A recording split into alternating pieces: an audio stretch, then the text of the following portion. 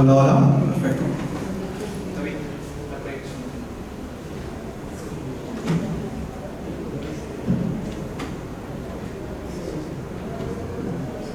Ya estamos aquí. Continuando con las actividades del 14º Congreso Nacional de Escritores, daremos inicio a esta mesa titulada Lo grotesco y lo fantástico en las artes visuales. Comenzaremos con Lo monstruoso en la obra de Gustavo Doré por Andrea Amenero de la Universidad Nacional Mayor de San Marcos. Es estudiante de pregrado de arte, ha participado en voluntariados en el programa Musearte de la Municipalidad de Lima, específicamente en el Museo del Sitio de la Bodega, y Cuadra y el Museo Prehispánico. Ahora le damos paso. Sí.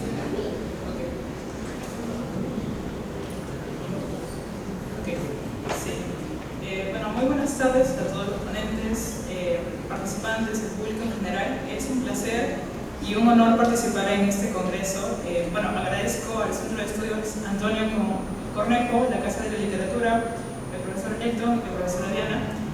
Bueno, voy a dar paso a mi lectura que he denominado Lo monstruoso en la obra de Gustavo Doré. En primer lugar, Gustavo Doré fue un artista europeo del siglo XIX. Su principal contribución al panorama artístico fue la ilustración de obras clásicas a partir de la creación de mundos fantásticos habitados por seres monstruosos. Uno de los rasgos más resaltantes de su capacidad creadora fue su inverosímil imaginación. En los dibujos de Doré se retrata un mundo fantástico. En estos mundos, los seres humanos conviven con criaturas que se alejan del plano real y resultan ser proyecciones del artista sobre lo monstruoso, sobre los ángeles, entre otros. Es a partir de estas representaciones que este proyecto se cuestiona el empleo de la categoría de lo monstruoso en la obra del artista. De esta manera, el objeto de estudio es analizar lo monstruoso en el grabado de Doré, específicamente El Señor da muerte al serpiente de Leviatán de 1866, a partir del método histórico clínico.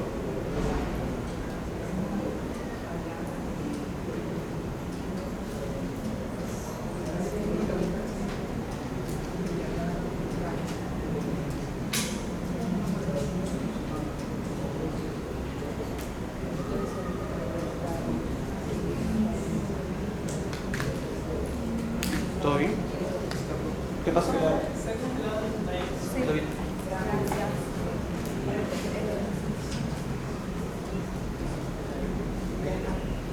Sí.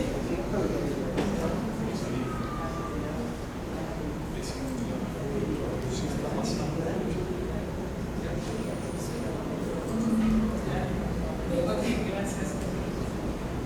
Bien. Listo, gracias.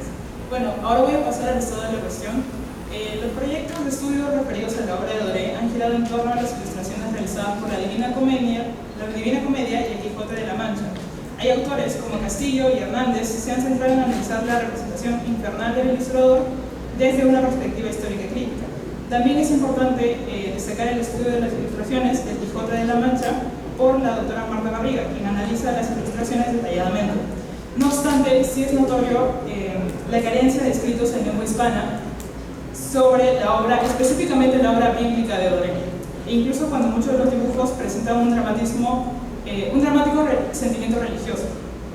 Respecto a lo monstruoso en la obra de Doré, se destaca la investigación de Yebra en Monstruos, Catástrofes y Héroes, la Biblia de Gustave Doré, un artista adelantado a su tiempo, donde ella expone el contexto social artístico de las ilustraciones bíblicas. Posteriormente, analiza las obras del artista junto a la categoría de animales monstruosos y fantásticos. De igual manera, es menester señalar lo ventajoso que resultó para la investigación el proyecto de la Biblioteca de la Universidad Complutense de Madrid, pues allí se encontraron los 3 tomos de la Biblia, traducidos en español y de acceso gratuito.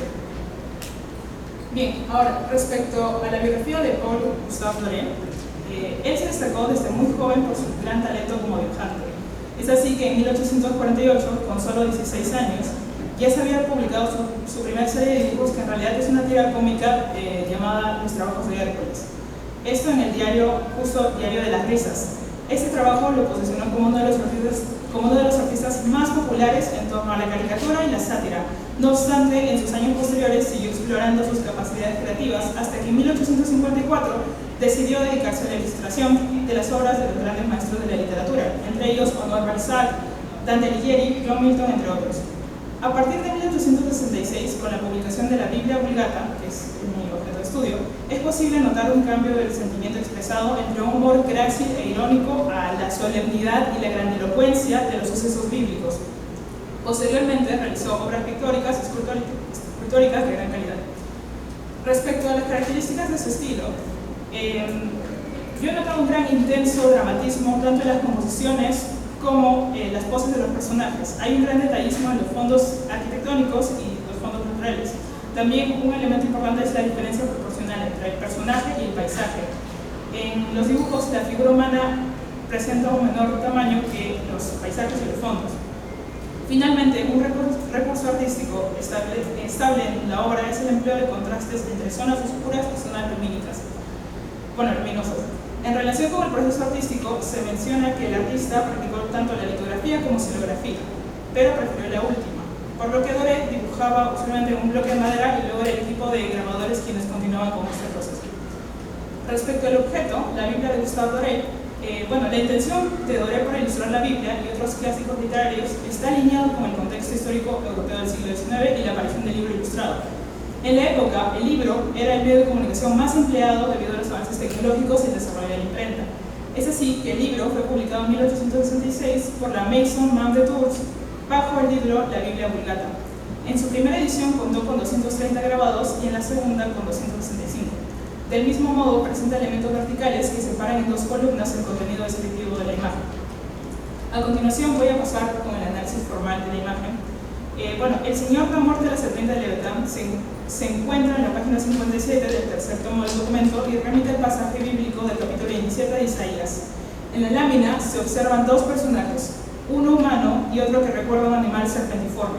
En la esquina del tercio superior se coloca un hombre de pie cubierto por una túnica cuyos pliegues presentan un movimiento ondulante. En su mano derecha porta una espada, y esta es la parte importante, mientras que en la izquierda aprieta un puño. Por otro lado, en la zona inferior se puede apreciar un personaje serpentiforme cuyo cuerpo divide la composición en tres espacios. La del centro, ocupada por su tronco, por su cabeza y sus alas, y las dos zonas laterales como parte del fondo marino de la obra. El personaje yace entre las olas y gira violentamente su cabeza. Su cuerpo se ha realizado a partir de líneas curvas que dan una sensación de ritmo y movimiento. En relación con los rasgos de la criatura, la cabeza del animal parece ser una criatura alada por el pico puntiagudo y los grandes ojos desorbitados. Sin embargo, también se reúnen características de una serpiente por la lengua curvilínea y las pausas. En adición, el dibujo del personaje aparenta llevar escamas y aletas cartilaginosas que se extienden hasta la finitud del ser. Otro elemento bestial que se destaca es un ala de murciélago que se esconde entre las olas y el cuerpo del animal. La unión de partes de tres animales distintos nos indica el origen híbrido de la criatura. En conjunto, el personaje de la parte superior parece atacar al ser monstruoso con una espada, que pronto será la causa de su muerte. Por otro lado, es importante resaltar el uso de efectos de luz y sombra. El punto focal se ubica en la parte superior derecha entre las nubes y detrás del personaje superior. Asimismo, el autor presenta un excelente dominio de la perspectiva. Ha dibujado una línea horizontal y coloca el punto de fuga entre la unión del cielo con el mar. De igual manera, contempla esta idea de lejanía por el uso de iluminación, en la cual se observan los tonos más oscuros en la cola del ser, mientras que las zonas más claras son las más cercanas al primer plano y donde recae la luz. El efecto de luz. Ahora voy a pasar al análisis ideológico. En líneas generales, la representación de lo monstruoso en el grabado se observa visualmente en la interpretación que el artista tiene sobre la lectura bíblica del ser monstruoso. Es así que en la escena se inspira de un pasaje bíblico de Isaías que dice lo siguiente: en aquel día el Señor, con su espada cortante y grande y fuerte, tomará residencia al Leviatán, serpiente gruesa, al Leviatán, serpiente tortuosa, y matará a la ballena que está en el mar de este mundo. Siguiendo con esta lectura, se identifica en el grabado del personaje superior como la personificación de Dios, mientras que la serpiente monstruosa es el Leviatán. En este sentido, el dibujo de Doré es preciso con su descripción. Al igual que la cita, Dios lleva una espada que, acompañada con la iluminación del fondo, enfatiza su poder y su fuerza. para destruir al ser maligno. De igual manera, la descripción de Leviatán se asocia con una criatura que reside en el mar y que es vencida por este personaje. En otros pasajes bíblicos se presenta al ser como algo maligno, con cuerpo escamoso, que lanza fuego por sus afiladas fauces y a veces presenta más de una cabeza. En realidad, la representación del ser monstruoso ya ha sido revisada dentro de la iconografía escatológica. Si bien las figuraciones de Leviatán aparecen desde la Edad Media Baja, han variado y van desde los personajes zoomorfos con una o más cabezas, como vemos en las imágenes, que poseen grandes fauces y que engullen las almas de los condenados, hasta seres que escupen fuego por sus bocas y llevan el anticristo sobre su lomo.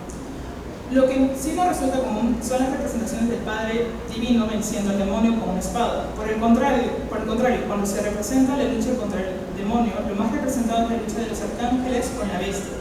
Pero en ese caso no aparece Dios, o en todo caso cumple un rol desde arriba observando la lucha. Otras representaciones que he encontrado y que son más cercanas al siglo XIX y la época de Doré es el grabado de William Blake de 1825, Behemoth y Leviatán, que sigue con la representación reptil de Leviatán. En este caso se observa el cuerpo enroscado y escamoso bajo la figura de Dios y los demás seres.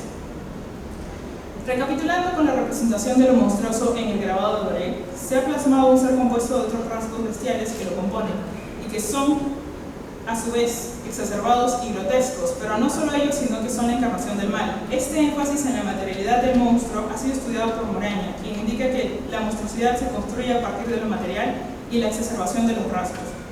Es en ese sentido que el Leviatán de Doré es gigantesco, al punto que puede separar las olas y extenderse más allá de lo visible. Otra manera de entender lo monstruoso es como algo diaspórico y nomádico. De acuerdo con la cita bíblica, después de vencer al Leviatán, este se esconde por sitios recónditos de la tierra hasta que es vencido por los ángeles y los arcángeles de Dios y finalmente el triunfo de la iglesia. Sin embargo, esta también es una lectura del monstruo como un ser apartado de la sociedad. Esto, si bien sucede en lo literario, también es visible en el grabado con este ser viviendo en las profundidades del mar.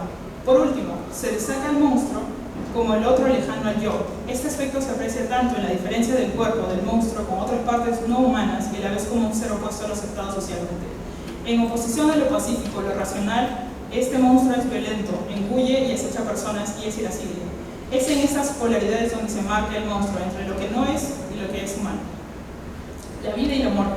El monstruo siempre debe ser vencido, pues es una fuerza macabra que pone en riesgo a los demás por causa sentimientos de temor y de rechazo. Pero si nos pensamos mejor en esta degeneración, apunta de ir un poco más allá, puesto que se alimenta del humano y se mantiene vivo. Y este aspecto claramente desequilibra el orden natural del humano, pues propone una nueva manera de existir. Como conclusiones, he estudiado el grabado de Gustave Doré, titulado El Señor, la muerte de la serpiente Leviatán, el cual se ubica en la Biblia Vulgata. En conclusión, lo monstruoso se representa tanto en la constitución híbrida del ser, compuesto de tres partes, la grandiosidad de esta, la proporción del personaje, al igual que su ostracismo, esta idea de lejanía y la diferenciación con los seres humanos y las normas de convivencia. Seguidamente, Doré ha creado su propia escena de la lucha de Dios contra el demonio, ya sea con el gran estudio del dibujo, la perspectiva y la iluminación, pero también ha innovado con la iconografía del Señor, que también me parece un elemento a mencionar. Finalmente los invito a seguir estudiando la obra de Doré, puesto que hay libros que solamente contienen los monstruos, y yo solamente he cogido uno que es la serpiente, el Señor, la muerte de la serpiente, pero también hay tres más que se ubican en el Apocalipsis y lo recomiendo mucho. Muchas gracias. Análisis formal de las ilustraciones de carácter grotesco en la historieta argentina del Eternauta, su contenido ideológico por Ronald Ipanarque de la Universidad Nacional Mayor de San Marcos, estudiante de Historia de Arte, con interés en la literatura fantástica, la creación de relatos cortos, el arte cinematográfico y los hechos folclóricos. Buenas tardes con todos, agradezco la invitación al comité organizador y también les quiero felicitar por su gran trabajo relacionado con la cultura y la literatura. Procedo con la lectura. El título es Análisis. ¿Se puede ver? Tiene que cambiar, por favor.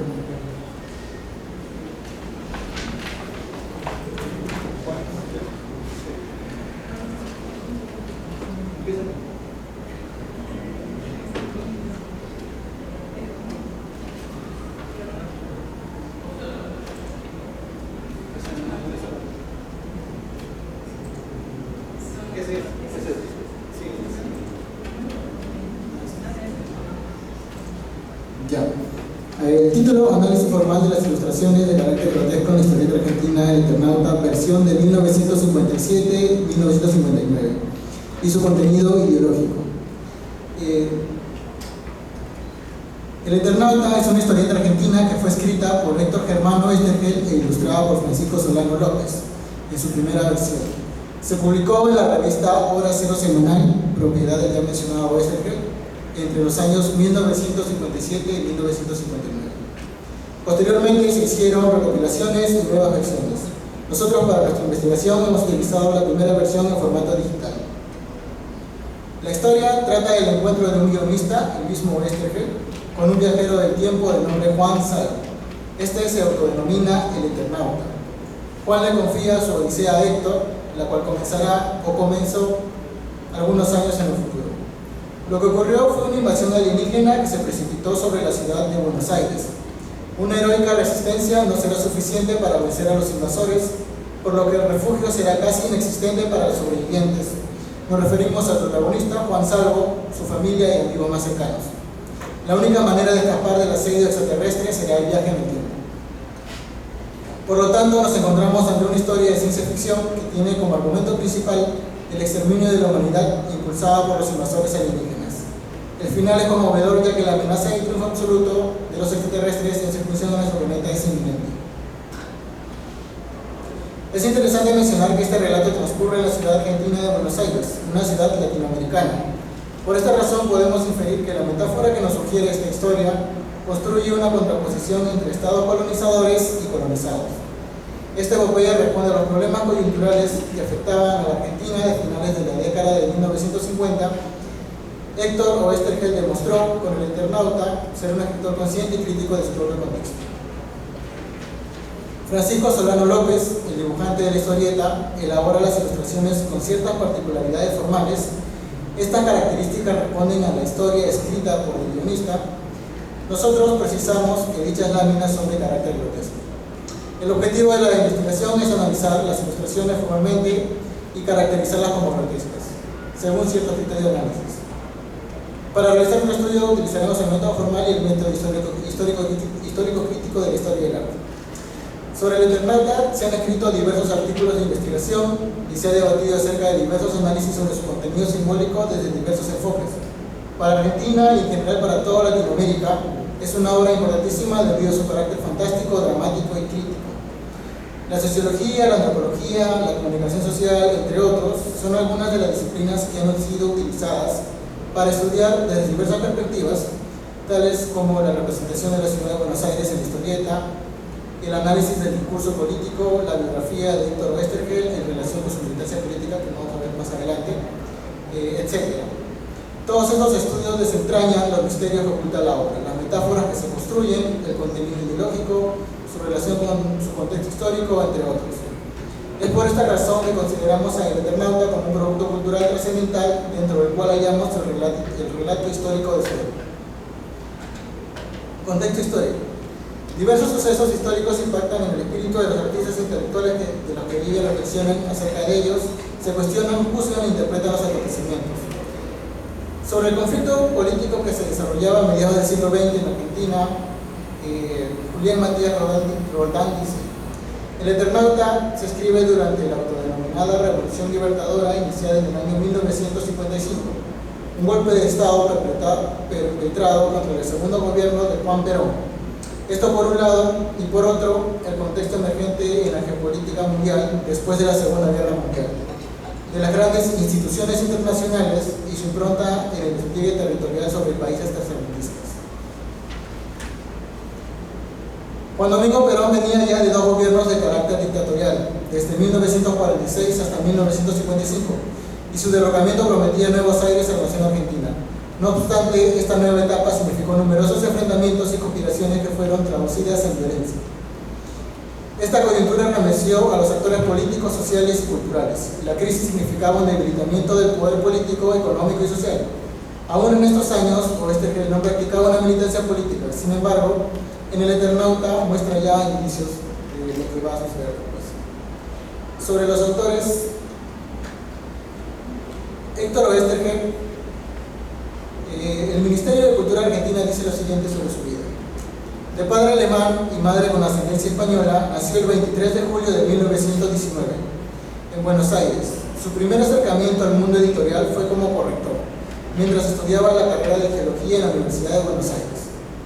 Ejerció durante un breve periodo, explorando yacimientos en lugares más recónditos de la Argentina, pero su verdadera vocación hizo que la vida lo llevara hacia otra dirección. Oesterheld comenzó a escribir cuentos para chicos y fue el 3 de enero de 1943 cuando publicó su primer cuento, Truila y Milta, en el suplemento literario del diario La Prensa.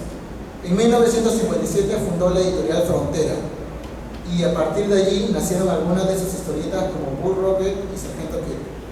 Más tarde llegó a la revista Hora Cero, con la que llegaron otros personajes, como Ernie Pike, un corresponsal de guerra que relata las batallas de la Segunda Guerra Mundial, y por supuesto Juan Salvo del Eternauta.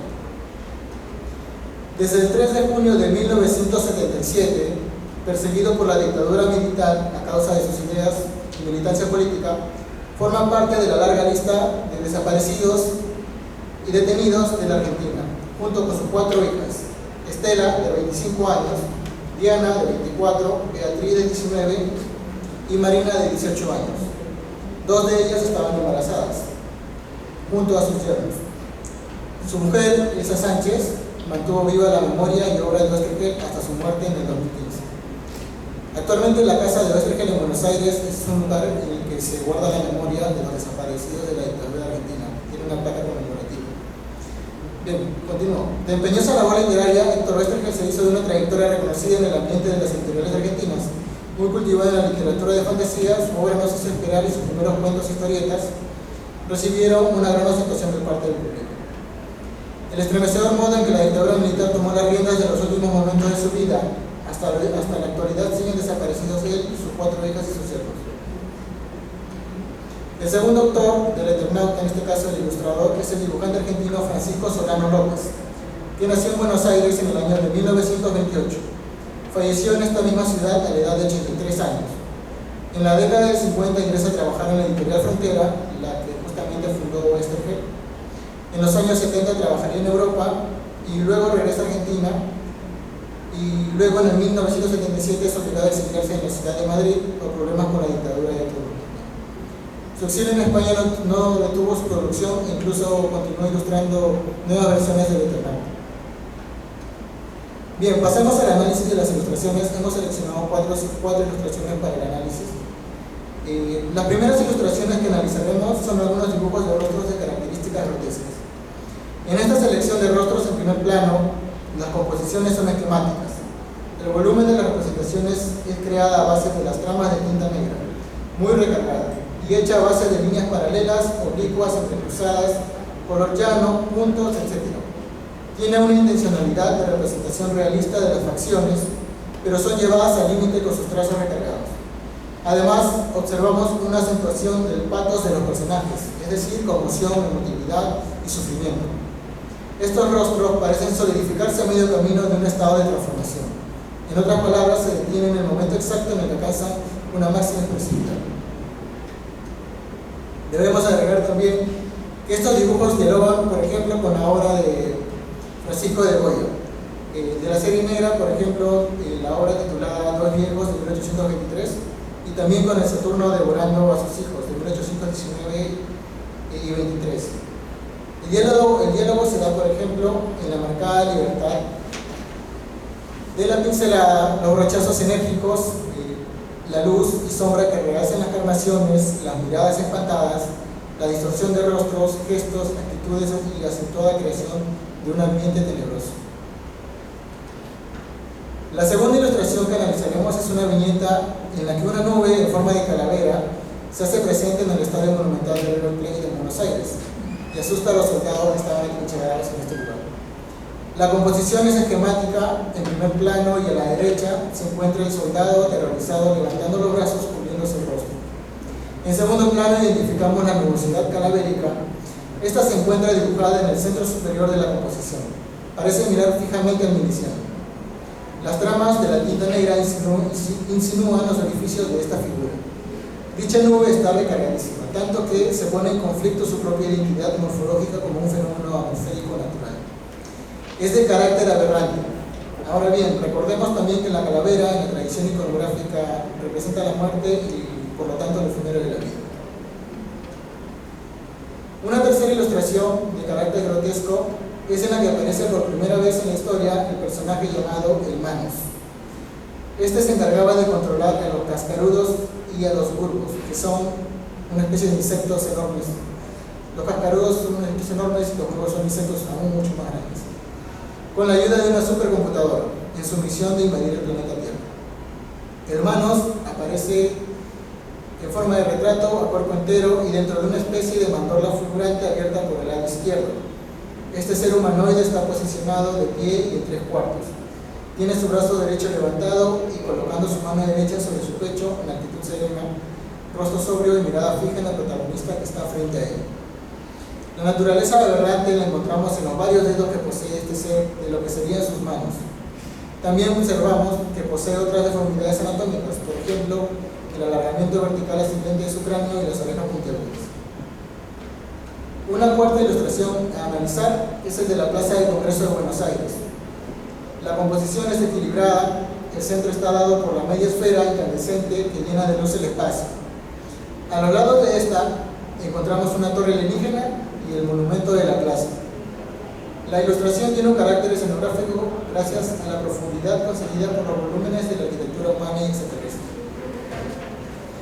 Lo grotesco se identifica en el carácter combinatorio de las distintas órdenes, tanto la humana como la extraterrestre, en su arquitectura y en su urbanismo también, porque hay una distribución de espacios. Bien, conclusiones.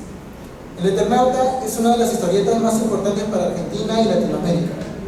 Esto debido a su carácter innovador, el tratamiento metafórico de los hechos históricos que sucedían en la Argentina gobernada por Perón, y luego el conflicto con la Revolución Libertadora. Son de gran complejidad y excelente tratamiento. La violencia sucedida en este contexto influye en la obra de Héctor Oesterheld y Francisco Solano López, tanto en la dramaticidad y suspenso de la historia como en los dibujos grotescos finalizados en el presente estudio. Existe una clara intencionalidad de plasmar la crueldad de la crisis argentina. Héctor Oesterheld crea su máxima obra basándose además en sus propias ideas políticas. Él fue un militante que estaba en contra de la dictadura. El Eternauta, tanto en su primera versión como en posteriores, plasma esta dura crítica del escritor frente a su contexto. El Eternauta simboliza metafóricamente en su historia diversos problemas de Argentina y de la comunidad latinoamericana en general, como la corrupción, violencia del Estado, intervención extranjera, abuso de poder, ineficiencia estatal e incluso también la crisis de la pandemia del COVID-19, que en los últimos años se estuvo haciendo una comparación, porque en el Eternauta también las personas son afincadas en su casa, no pueden salir, por un tema de que la nieve que cae en Buenos Aires genera que las personas mueran inmediatamente. No es como si acá en Lima cayera una nieve y todos los que salgan a la calle mueran. Entonces todos están confinados en sus hogares. Entonces sí hay estudios y artículos en internet en los que hacen esta comparación del COVID-19 con lo que sucedió en el Eternauta. Es una obra que actualmente tiene vigencia. Es de mucho interés para los latinos esta historieta, ya que nos permite una reflexión profunda sobre la historia de nuestras naciones y el rol que tenemos en ellas. Muchas gracias. Ahora vamos a pasar con lo fantástico en Shamana, de Umur Turalay y Pinar Ulut, por Daí Ceballos, de la Universidad Nacional Mayor de San Marcos, estudiante de Historia de Arte. Actualmente se encuentra trabajando en el Museo de Arte de San Marcos en las áreas de mediación y archivo.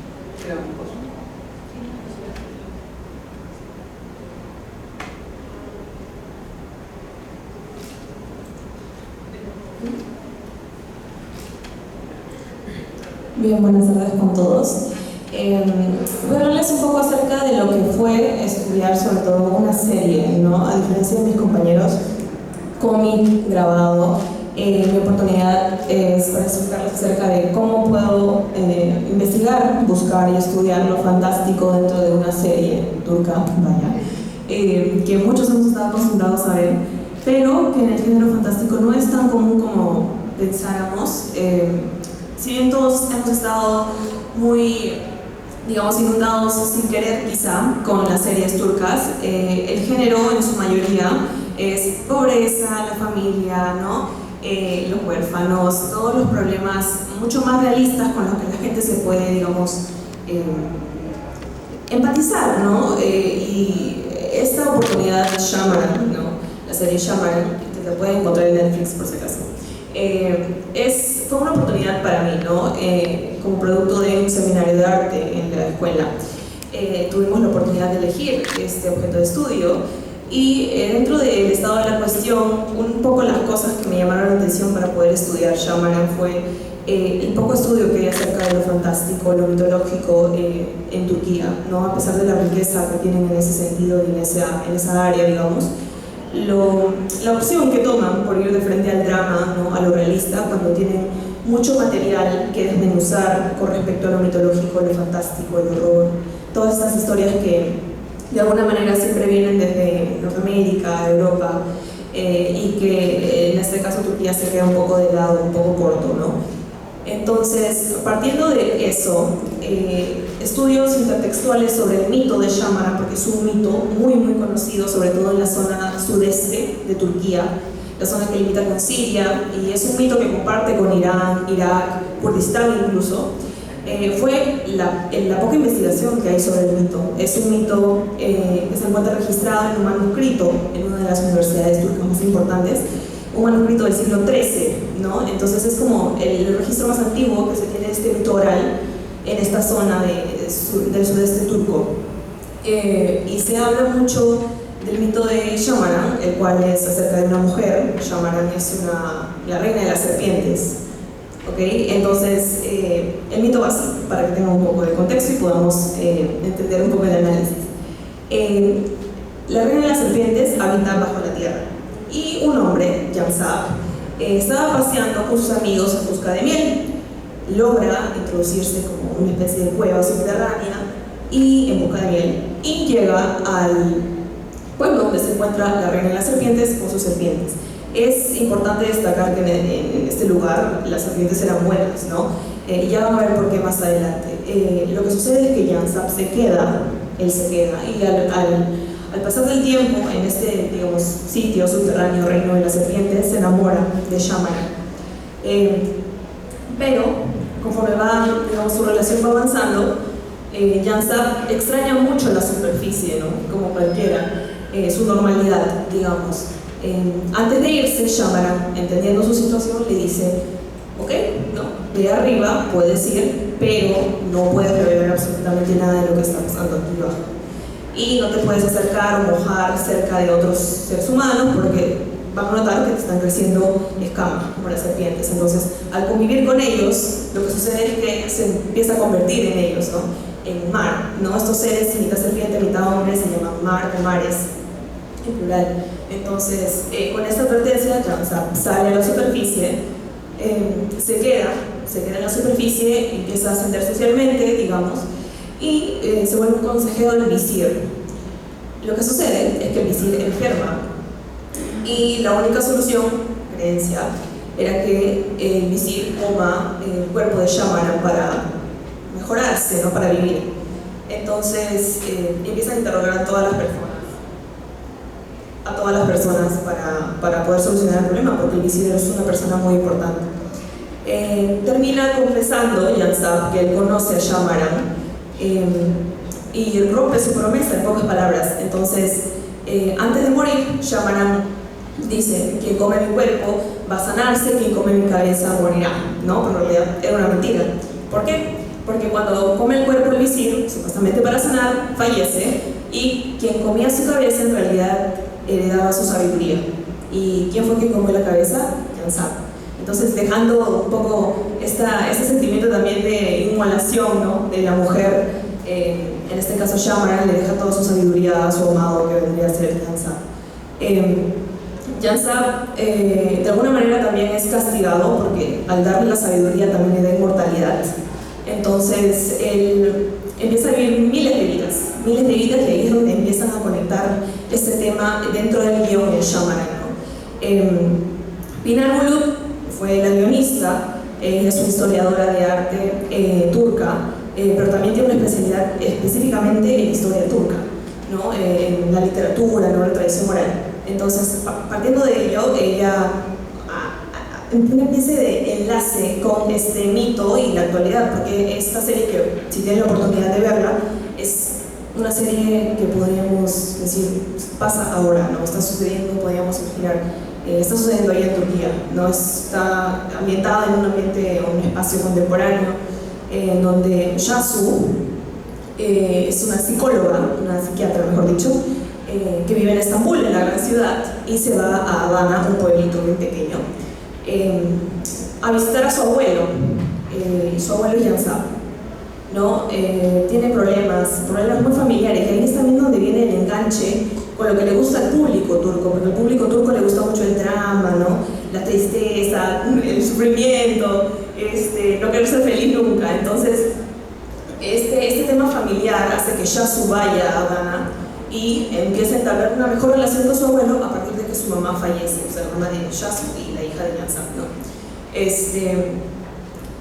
Fallece y le deja ciertos problemas también. La señora fallece de pena porque su papá la había abandonado hace muchos años, entendiendo que Yansab empieza a vivir miles de vidas y cada vez que él muere no le recuerda ninguna, ¿no? Y una de esas últimas vidas tuvo a su hija, a la mamá de Yasu, Gul, Rosa, y Gul presenció el suicidio de su papá, ¿no? Entonces el papá se dio cuenta de eso, el intento de suicidio, porque el hombre no puede morir, y quedó obviamente tocada por eso y tiene problemas, ¿no? Con su padre por ello, ¿no? El abandono familiar, todo ese tipo de cosas que se replican también para Yasu, porque la señora Gul también es abandonada por su esposo, digamos, por todos esos problemas psicológicos, psicóticos que le deja la experiencia con su padre.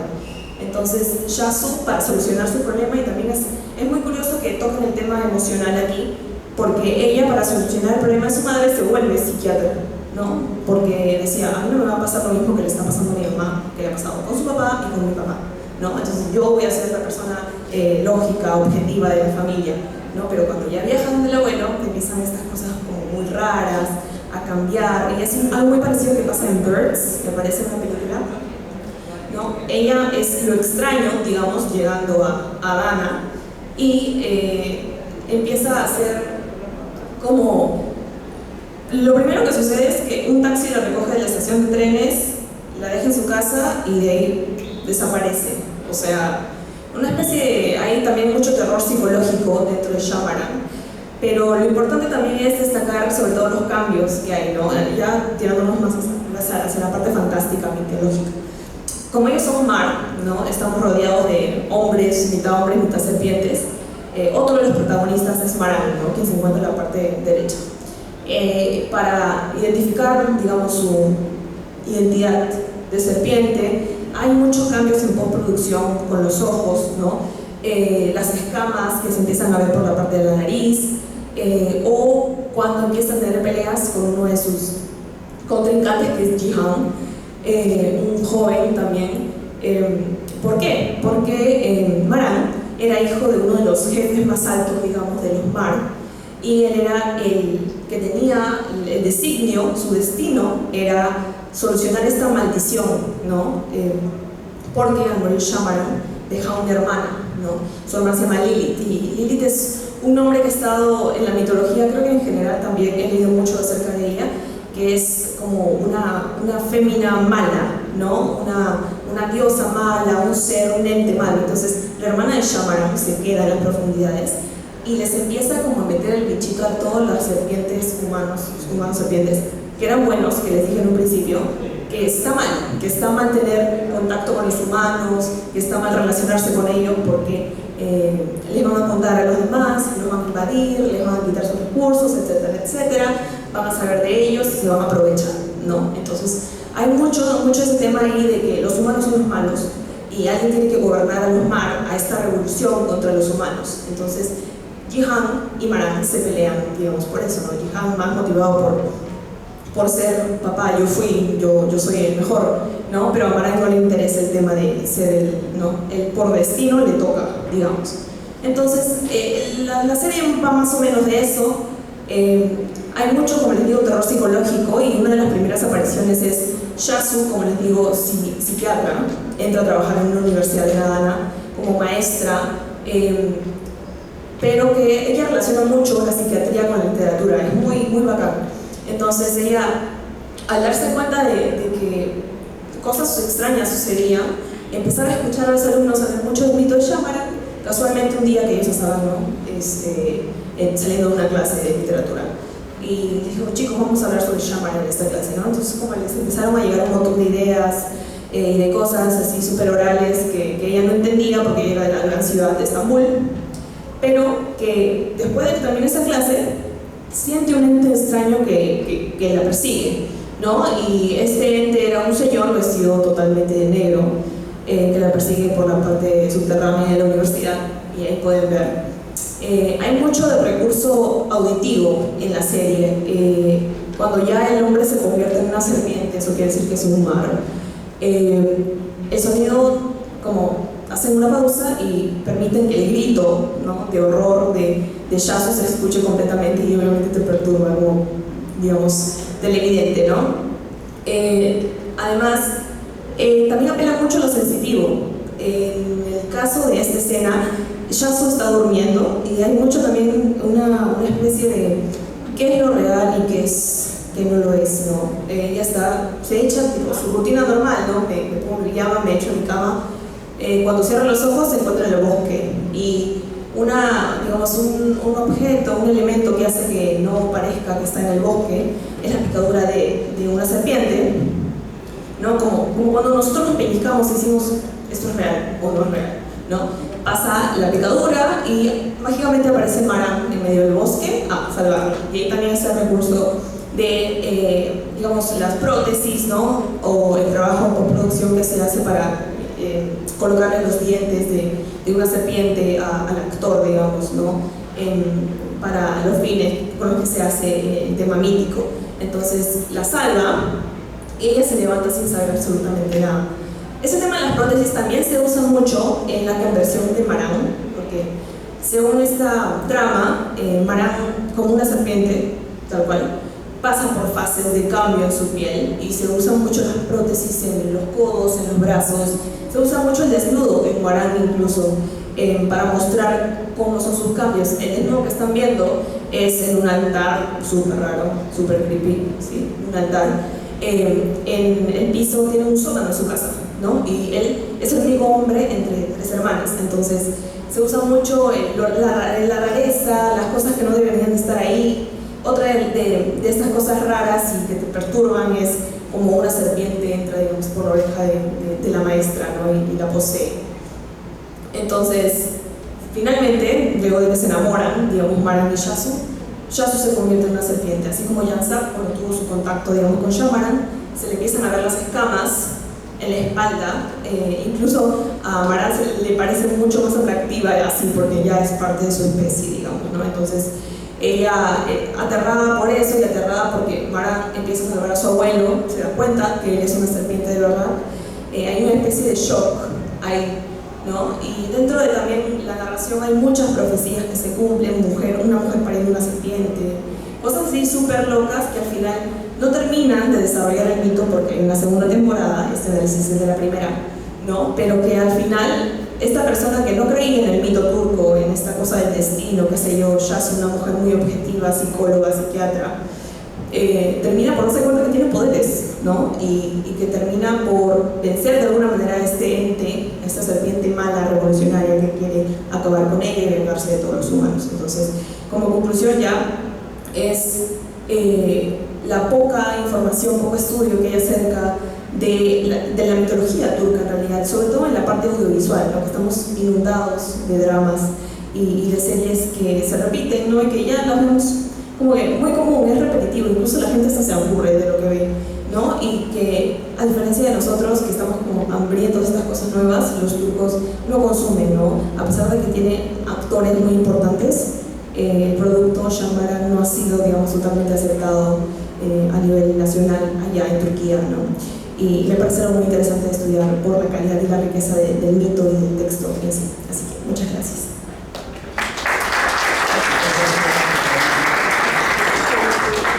Ahora vamos a pasar con Smierte, de Trillo y Mandrafina, y El Ensueñero, de Enrique Brescia, dos historietas de la revista Fierro.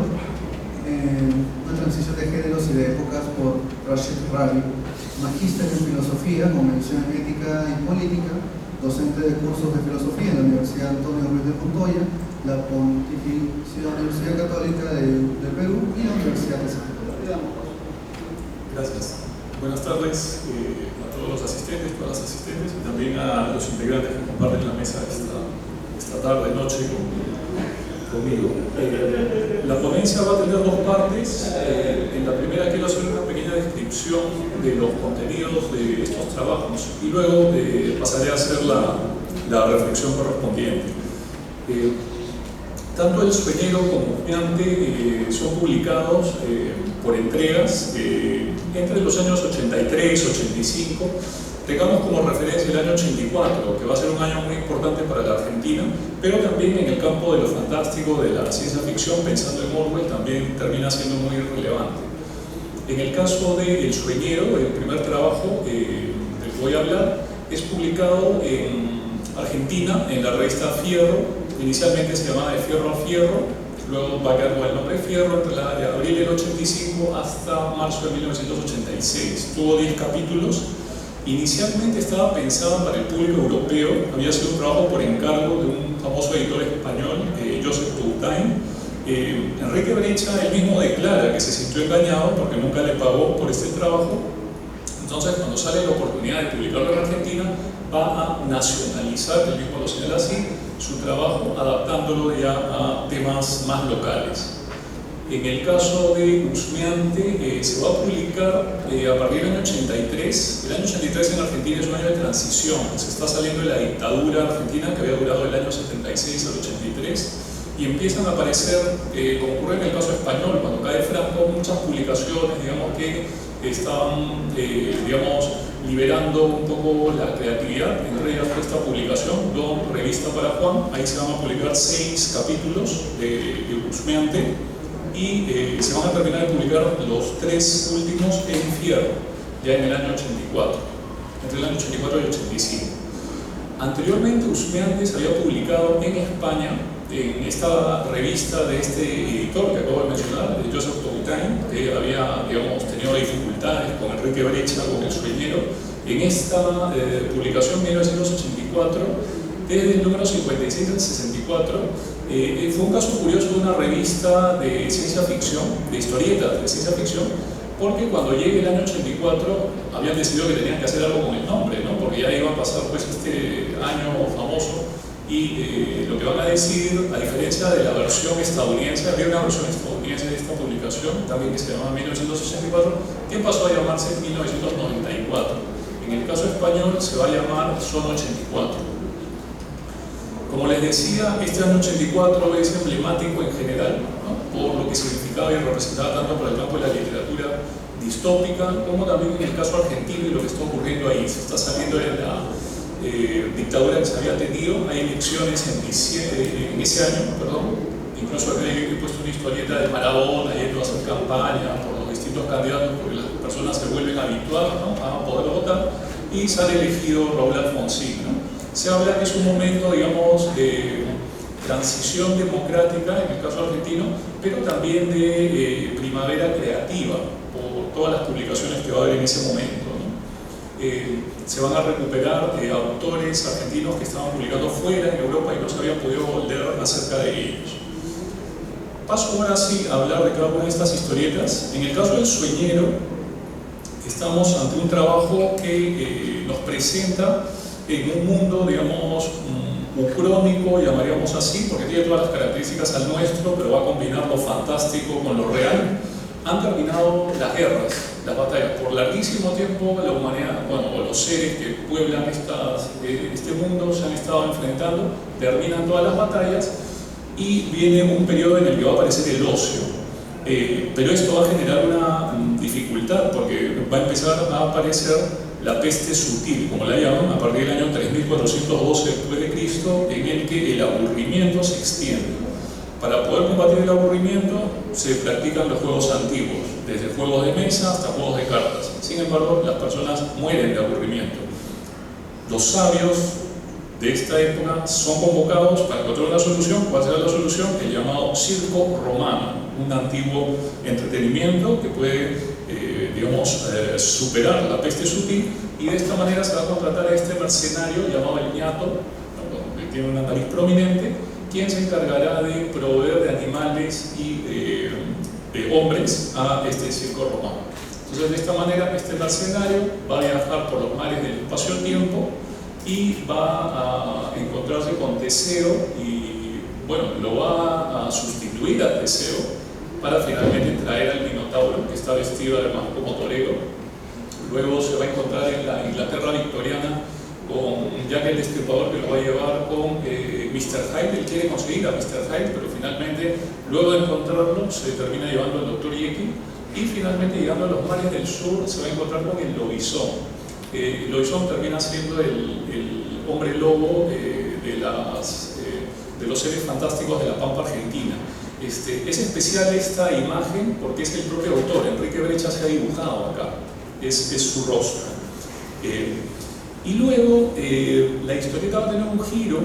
Recuerden que fue adaptada una vez que se comienza a publicar en Argentina, y nos presenta un giro curioso porque llegando al encuentro con el lobizón, el ñato, este mercenario contratado para llevar seres al circo romano, va a comenzar a tener encuentros con los seres fantásticos locales, ¿no? En realidad regionales, ¿no? Porque acá aparecen de toda la zona de acá de América Latina, para finalmente comprometerse con el lobizón. El lobizón quería acompañar al ñato al circo romano, pero antes quería terminar la lucha entre el llamado el general, está escrito tal cual como lo pone Enrique Brecha, y los gorilas del gusano gringo, ¿no?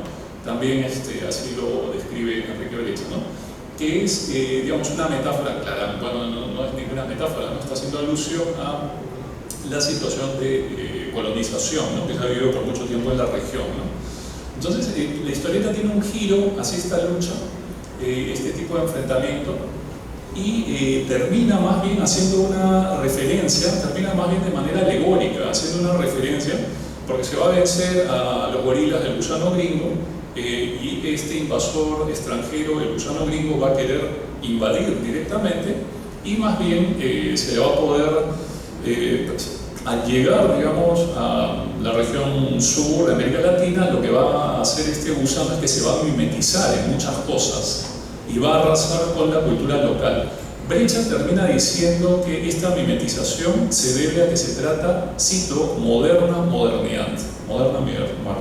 Ya solo quedan algunas tradiciones locales, pero como dirá el lobizón, ya en el cierre de la historieta, ante la pregunta de si se ha perdido todo, la respuesta será quizás sí o quizás no. Entonces nos deja en este escenario más cercano a lo contemporáneo entre lo global y lo local, ¿no? De alguna manera. Paso al caso de Usmiante, la otra historieta de la que me interesa conversar. Es una historieta publicada entre los años 83 y 84, y es clara la alusión a Blade Runner de Ridley Scott, de la película, ¿no? Estamos en un contexto de un futuro distópico, y el husmeante termina siendo el protagonista de esta historia. Es una combinación entre un cazarrecompensas y un asesino a sueldo, ¿no? En un mundo que además está polarizado entre los seres humanos y los mutantes, ¿no? Los mutantes son los encargados de realizar los trabajos más duros y se ubican en el nivel más bajo de la escala social. Entonces, la trama además se desarrolla en un contexto de elecciones. He puesto una viñeta alusiva al respecto, en el que hay dos candidaturas enfrentadas. La del doctor Sertal, un ser humano que apoya la causa de los mutantes, digamos, de las clases bajas, y el mariscal Mantenet, ¿no? Digamos que es más bien reaccionario, es representante del status quo y quiere mantener separados a los mutantes de los seres humanos. Menciono algunos capítulos alusivos y por donde va la trama. Por ejemplo, en el capítulo Siempre lo mismo, el husmeante es digamos, contratado por un millonario para raptar una partidaria de los mutantes. El personaje está diseñado e inspirado en los personajes de Humphrey Bogart, del cine clásico negro estadounidense. Y él mismo señala, él ha visto las películas de Bogart, y él señala que en el Museo de los Husmeantes, habiendo visto las películas de Bogart, dice que Bogart no hubiera estado de acuerdo con lo que está haciendo, ¿no? Porque está raptando a una joven activista de la causa de los mutantes para entregársela a un millonario que la quiere eliminar y sacar del paso. Pero él mismo reconoce, y lo pueden apreciarlo ahí en la secuencia inferior, él mismo dice, ¿no? Yo no soy Bogart, ni siquiera sé por quién voy a votar, ¿no? Y se retira, ¿no? Entonces el tono de la historieta es oscuro, un poco distinto al de Husmeante. En el caso de Rompehuelgas, otro capítulo, Husmeante es contratado por los mutantes que están en huelga general y descubre, porque la fábrica no quiere, los productores no quieren negociar, digamos, con los obreros mutantes que están en huelga general, y él tiene que averiguar, es contratado para averiguar qué está pasando, por qué no quieren negociar, qué ha hecho la empresa, porque sigue funcionando. Y resulta que han reemplazado a los mutantes con una mano de obra, literalmente, porque son seres vegetales de los cuales solamente se obtienen las manos, o sea, literalmente es mano de obra, que se encargan de hacer el trabajo que antes hacían los mutantes, ¿no? Entonces, ¿qué va a hacer el Husmeante? Va a envenenar el agua que nutre a estas manos, y finalmente la huelga va a pasar a negociación, ¿no? Porque no van a poder seguir produciendo y se va a llegar a algún acuerdo, ¿no? Entonces, en este caso, el Husmeante lo vemos más bien del lado de los mutantes, ¿no? Entonces depende de quién le paga, ¿no? Él se adecua al mejor postor, ¿no? Y finalmente, en otra historieta que quisiera mencionar, en Su peor enemigo, Husmeante es contratado para matar a su propia clienta, ¿no? Él no se entera hasta encontrar a la víctima y resulta que había sido la persona que la había contratado. Claro, pero lo más curioso es que una vez cumplido el trabajo se va a acostar, pero no con ella, porque obviamente está muerta, sino con el reflejo que aún quedaba de ella en el espejo. No me detengo a hacer explicaciones porque la historieta es tal cual como se la describo. Paso a los comentarios finales acerca de la reflexión que se puede hacer, ¿no? A partir de lo comentado, ¿no? Sobre tanto El Sueñero y Husmeante, ambos trabajos muestran el giro que está dando la mayoría o una gran parte de las historietas en los años 80, ¿no? El rol del héroe está cambiando en un mundo desencantado, ¿no? Como va a ocurrir en Watchmen, ¿no? De Alan Moore de Gibbons del año 87, Dark Knight Returns de Miller del año 86 también, o Sandman, que es del año 89, que mezcla lo fantástico, o Akira de Katsuhiro Otomo, que ya se había adelantado por el año 82, ¿no? Por mencionar solo algunos 4 trabajos masivos, conocidos, aunque esto ya se venía dando en las historietas, ¿no? Comparten además escenarios distópicos o uchrónicos donde las fronteras entre lo real y lo fantástico ya no son tan claras. La década de los años 80 termina siendo la última, digamos, en que las ideologías, al menos, digamos, se podían sostener de forma masiva en cuanto a los compromisos vitales de las personas, ¿no? Lo vemos en el personaje, por ejemplo, de Enrique Brecha mismo, al presentar al ñato, ¿no? El protagonista del Sueñero, involucrado con la lucha del lobizón en contra del invasor extranjero, ¿no? Todavía hay cierto compromiso. Ahora bien, este compromiso ha desaparecido en Husmeante, ¿no? Más bien vemos una actitud cínica, descomprometida, que se apoya en quien mejor le pague. Tanto el Sueñero como Husmeante trabajan por encargo. Recordemos que el protagonista del Sueñero es un mercenario que estaba llevando animales y hombres al circo romano porque le pagan. Pero el primero, en el caso de Brecha, aún se puede comprometer con alguna causa que considere que vale la pena, ¿no? Por eso se va a comprometer contra el invasor extranjero junto con el lobizón. Husmeante es consciente ya de sus limitaciones y podrá apoyar a los poderosos o a los débiles siempre y cuando le paguen. En el contexto de ambos trabajos, la polarización entre posiciones enfrentadas está presente. En El Sueñero, a pesar de la paz, encontramos el conflicto entre el general y el gusano gringo. En Husmeante vemos el conflicto entre mutantes y seres humanos. El primero parece adelantarse a los conflictos que tenemos actualmente entre lo global, lo local, ¿no? Los nacionalismos, los regionalismos contra el llamado o mal llamado globalismo. El segundo, además, en el caso de Husmeante, agrega el componente de la lucha de clases sociales y también las diferencias físicas, ¿no? Anticipando el culto al cuerpo que tenemos hoy, ¿no? Que tiene que ser saludable, vigoroso. Ya lo ideológico ha desaparecido o es parte del desencanto del paisaje de estas dos historietas. Si en El Sueñero aún queda algo de épica, ¿no? En los inicios, en los primeros capítulos, esto ya parece desintegrarse en el caso de Husmeante. Es el cinismo e incluso narcisismo lo que cobra protagonismo. E incluso, para cerrar y concluir, en el caso de Husmeante, el humanismo que encontrábamos del héroe tradicional abre paso al transhumanismo, producto de la biotecnología. Va a haber un capítulo en el que, producto del encargo que ha recibido este cazarrecompensas, él pide una prótesis genital, ¿no? Para mejorar su masculinidad, ¿no? Entonces entramos Dejamos de lado el humanismo tradicional del héroe al transhumanismo que nos abre la biotecnología contemporánea. Termino recomendando ambas lecturas que nos abren paso, digamos, a los protagonistas de hoy en día de series como Ataque de Titanes o The Walking Dead. Muchas gracias.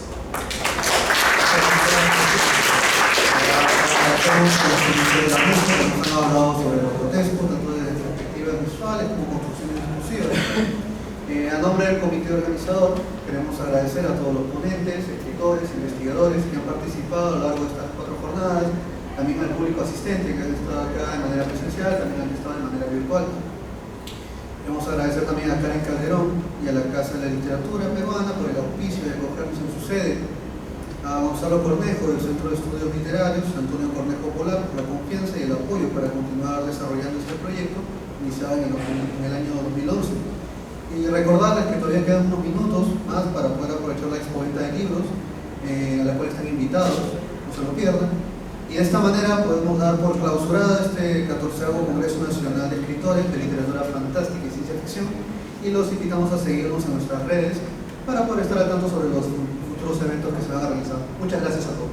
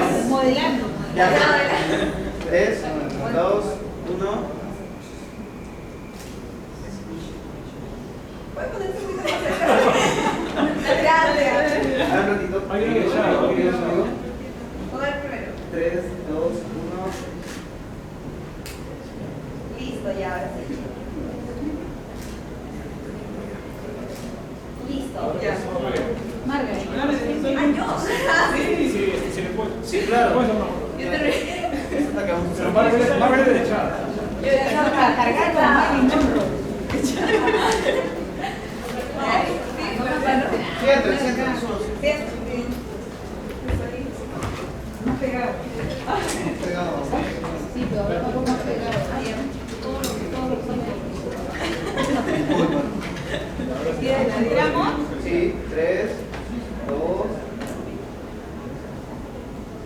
3, 2, 1. Gracias. Gracias.